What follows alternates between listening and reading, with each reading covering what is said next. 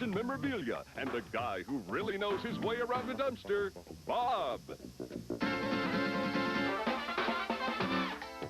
You know, Bob Burns, I love these trips down to see your props in your basement, but I have a personal question for you this time. Yeah. Do you have anything in a lycanthrope? Yeah. You do? Yeah. Where? Wolf. I'm a pepper, you're a pepper, wouldn't you want to be a pepper? Now, David Naughton, Yes. Mr. Dr. Pepper, was That's the right. star of American Werewolf in Certainly London, was. right?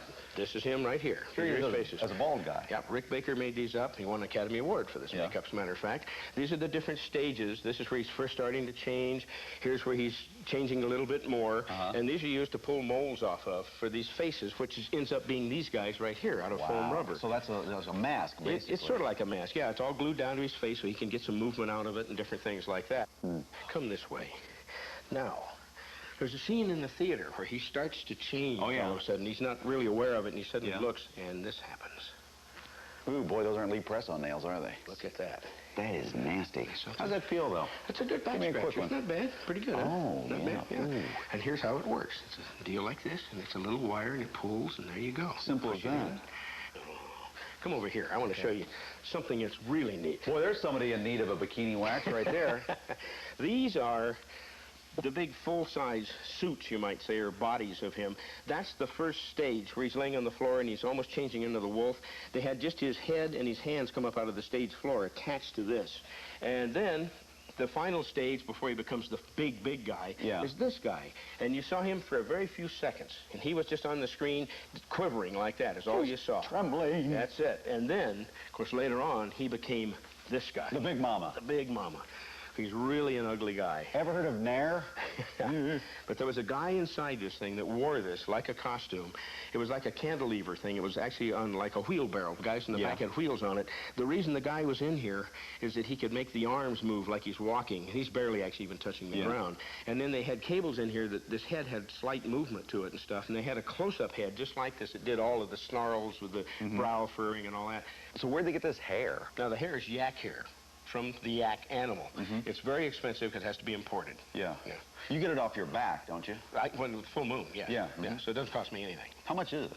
I've heard it's about $100 a square foot, something like that. It's all hand done. Each one is like poked in by itself. Well, when you come down here, let's say a fuse goes out upstairs. You come down here at night, doesn't this freak you out that this thing's in your basement? No, not at all. I get more scared when you're here.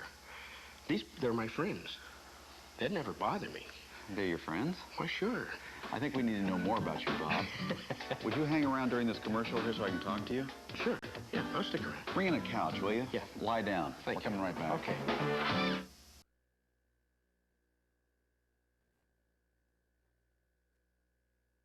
Than this.